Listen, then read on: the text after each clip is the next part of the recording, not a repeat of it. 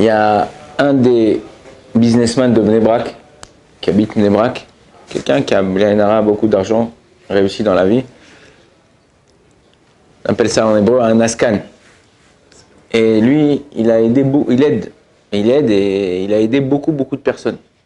Pas seulement en date tzedaka, mais des fois, vous savez, on a des problèmes pour acheter une maison, on a des problèmes pour avoir des réductions dans certaines choses, tout ça et tout. Lui, il est là toujours pour aider les gens. Et tout le monde vient le voir. Beaucoup de personnes viennent le voir. Vas-y, aide-moi pour ça, aide-moi pour ça. Et jamais il ferme la porte à personne. Là, c'était après Pessah. Et il avait besoin de respirer un peu avec sa femme, se détendre. Et il a dit, je vais partir dans un endroit où personne ne me connaît. Comme ça, hein, je suis tranquille. Au moins une petite semaine, on prend une petite semaine de repos et après on reprend le boulot. Il est parti à Johannesburg, en Afrique du Sud. Pris un petit hôtel, truc. Là-bas, au Hachem, il y a cachère et ce qu'il faut. Et un des jours où il était là-bas, il se promène avec sa femme en train de marcher, il parlait, une petite marche comme ça de détente. Et je sais pas comment ils ont fait. Lui-même, il dit, je sais pas comment j'ai fait. On parlait. Vous savez, quand tu parles avec quelqu'un, tu fais pas trop attention à ce qu'il y a autour de toi. Et ils se sont retrouvés dans un cimetière chrétien. Ah, comment on est arrivé là? Qu'est-ce qu'on fait et tout? Ils cherchent la sortie.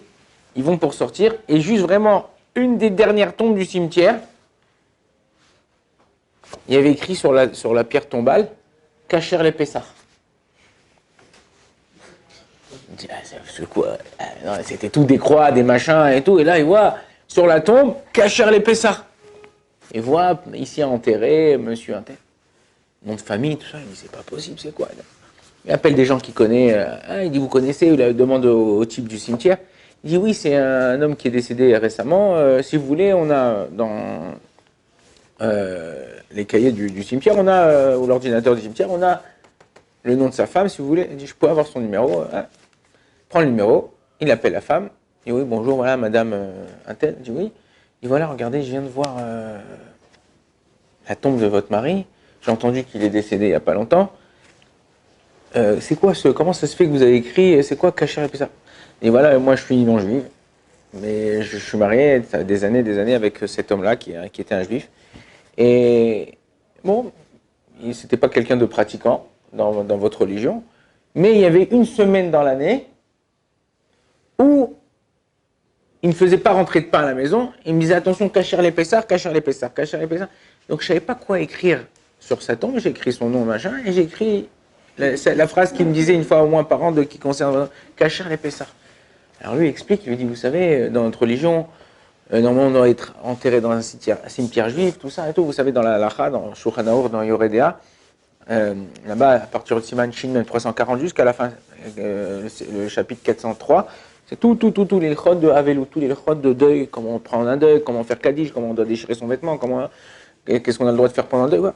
Et là-bas, il est écrit que normalement, on n'a pas le droit de déterrer un mort, mais pour une condition comme ça, il faut faire attention. Par exemple, si vous allez ici dans le cimetière à Jérusalem, vous voyez qu'il y a, ils enterrent les gens, ils vont dire, on n'enterre pas un tzaddik avec un rachat, on n'enterre pas quelqu'un qui est chômeur Shabbat et quelqu'un qui n'est pas chômeur Shabbat. En général, il y a des carrés. Pourquoi? Parce que c'est comme quand, on arrive à comprendre ça quand on est ici dans ce monde-là. Tu arrives à comprendre. Pourquoi toi, tu as la yeshiva? Tu n'es pas assis avec un gauchiste qui est à Haïfa. Bien que ça soit un juif comme toi, mais bon, c'est pas la même fréquentation. Donc dans le cimetière, c'est aussi comme ça. Et vous savez, c'est important. Il dit, ah oui, écoutez-moi, j'ai pas les moyens de le faire déplacer. Il a dit, écoutez, il a appelé tout de suite le Rav Waknin. Le Rav Waknin, c'est le Rav de Johannesburg. Il l'a appelé, il lui dit, voilà, regarde, j'ai une mitzvah, tout ça et tout, Lui, il a fait marcher des gens qu'il connaissait. Et ils l'ont déplacé, ils l'ont mis dans un cimetière, un carré juif. Ils l'ont enterré dans un carré juif. Et bon, Hachem, il était content, il est rentré, il a raconté, c'est lui-même qui raconte cette histoire-là de ce qui s'est passé. Et il dit, regarde, dans Pirkei Avot qu'on est en train de lire en ce moment, il y a écrit Ave Zahir be mitzvah kala ki bachamura. Sois attention, fais attention dans chaque mitzvah, que ce soit une mitzvah simple et facile à faire, que ce soit une mitzvah difficile à faire. Pourquoi? Parce qu'on ne connaît pas le mérite des mitzvahs. Et regardez cet homme-là. Oh, il s'est marié avec cette femme-là. Toute sa vie, il n'a pas vraiment gardé peut-être Torah mitzvot. Mais une mitzvah, il a gardé. Et ce nizar lui a permis de garder un mérite pour lui, pour pouvoir se faire enterrer après au Hachem, dans un. Donc il faut faire attention. Aujourd'hui, tu étais là, tu es dans un endroit, vous partez en vacances, vous partez, vous allez manger même ici à Ramoth. Faites attention. C'est un truc, la cache-route, faites attention comment vous parlez, faites attention comment vous vous comportez, faites attention. Dans la vie, tout se paye, en bien ou en mal. Donc il faut faire attention, nous, ce qu'on fait. Ok? Des fois, il y a des gens, ils veulent te rendre la monnaie de la pièce, ils veulent te punir, pas te punir. Ah, tu m'as fait ça, je te fais ça, un truc. Non. Toi, sache te comporter comme ça dit.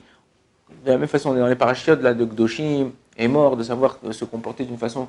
De faire attention, de ne pas rendre la monnaie de la pièce. C'est-à-dire quoi? Si c'est au même moment, tu réponds, oui, d'accord, mais si elle prend, non, je vais me venger, je vais lui faire ça, je vais aller le voir. Quoi ça sert? Tu es en train de te bouffer à l'intérieur, en train de essayer de faire des combines pour pouvoir faire du mal à quelqu'un. Et qu'est-ce que tu engendres? Que dans ton tempérament, dans tes traits de caractère, au lieu de t'améliorer, au contraire, tu te pourris. Pourquoi? Parce que tu réfléchis d'une mauvaise façon. Il y avait une fois, un jeune homme, il s'est disputé avec sa femme. Il appelle sa mère, il dit « Maman, voilà, je me suis disputé avec ma femme et tout. Prépare un lit, je viens habiter chez toi. » Sa mère, elle dit « Non, il faut la punir, c'est moi qui viens habiter chez vous. » Alors des fois, on croit qu'on va punir l'autre, mais tu punis personne, tu te punis à toi-même. Donc, le but d'un juif, c'est d'essayer d'améliorer ses midotes, ses traits de caractère, essayer de s'améliorer, essayer de devenir quelqu'un de meilleur. Essayer de, chaque jour, hier j'étais avec un ami qui fêtait son anniversaire, et comme on est à un jour de décalage, moi et lui, donc on est rangé tout le temps, on le fête ensemble. Et vous savez que le jour de l'anniversaire, comme ça il écrit le Ben Ishraï, en général le jour de l'anniversaire, le jour de la Brit Mila, il y a une fila à faire, il dit c'est bien, on bénit les gens, parce qu'il y a écrit comme ça dans le Télim numéro 2. Ayom béni yedil tira, sheal mimeni vetenena. C'est-à-dire aujourd'hui mon fils, comme ça il dit le Télim dans le chapitre 2, il dit aujourd'hui je t'ai enfanté, aujourd'hui je t'ai mis au monde, demande-moi ce que tu veux et je te l'exauce. C'est-à-dire que quand quelqu'un il a son anniversaire hébraïque, il demande quelque chose à Kadosh Baruch Hu, il demande une fila, il bénit ses amis. En général, il y a une ségoula, il y a une force que ça s'accomplisse plus. Et en général aussi, le jour de l'anniversaire, on prend quelque chose sur soi. On prend une nouvelle chose qu'on peut améliorer pour l'année prochaine. Okay, le seul anniversaire d'ailleurs qu'on parle dans la Torah, okay, Yom Uledet, il y a écrit comme ça dans la Torah, Yom Uledet. Où il y a écrit Yom Uledet dans la Torah? Stéphane? Yom Uledet Paro. L'anniversaire de Paro, c'est le seul anniversaire où on parle de la Torah d'anniversaire. Donc nous, on n'est pas comme Paro, on n'est pas comme Pharaon, on essaye de prendre quelque chose sur nous. Et lui, qu'est-ce qu'il a pris hier? J'ai été étonné positivement. Il m'a dit, je vais essayer de prendre un peu plus soin de moi. Pas physiquement, d'une façon habillée ça, mais au moins au niveau de moi-même, de m'occuper un peu plus de moi. Et il a dit, je vais vous expliquer. Il dit, j'essaye d'aider le maximum de personnes, ça, il travaille dans un grand bureau, ça. J'essaye d'aider le maximum. Mais il dit, mais tu peux aider une personne que si tu t'aides à toi-même. Ça veut dire quoi? Il m'a dit, quand quelqu'un il pense qu'à l'autre, alors il dit, ça c'est un niveau des tzadikim comme Rav Kanievski qui recevait des gens, Rav Vadia, ça. Il dit, mais quand tu penses toi à l'autre, ça veut dire que tu penses à l'autre. Toi, si par exemple, toi tu te suffis comme Nachman d'un petit suite comme ça, un truc et tout, un petit joke et tout, tu dis bon, l'autre il a pas besoin, pourquoi il va acheter un jean, pourquoi il va acheter une paire de baskets? Ça va, moi j'ai mes baskets, ça fait 2 ans que je les ai les Jordan, ouais, tu dis bon, c'est. Quand toi tu prends soin de toi, tu fais attention à être bien habillé, tu fais attention à être propre sur toi, tu fais attention de bien manger le matin, bien manger le midi, bien manger le soir, de bien parler aux gens. Donc qu'est-ce que tu vas engendrer? Que quand tu vas voir quelqu'un, tu vas dire peut-être que lui il n'a pas bien mangé ce matin. Il faut que je l'aide, il faut que j'essaye de. Ou peut-être que lui il n'a pas de quoi s'habiller, il faut que je l'aide. Ou peut-être que lui, en Israël, il y a des gmachim.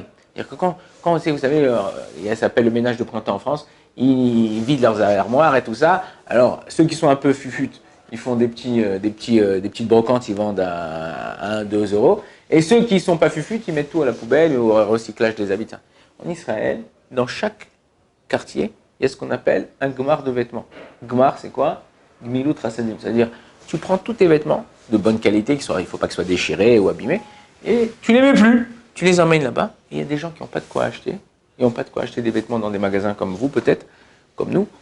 Ils vont là-bas pour 1 ou 2 shekels, ils ont un petit vêtement, ils se changent de chemise, ils changent de chapeau, ils changent de veste, ils changent de costume. Et en vérité, c'est du recette qu'on fait sans le savoir. Elle prend 1 ou 2 shekels, la femme du Gmar, pour pouvoir payer l'endroit, pour pouvoir, et pouvoir aider les gens. Donc toi, si tu penses à toi et tu essayes de faire du bien autour de toi, eh ben, tu arriveras. Pourquoi? Parce que à partir du moment où tu prends soin de toi, tu verras ce que les gens autour de toi ils ont besoin. Et c'est très important. Baruch Adonai Leolam, Amen, Amen.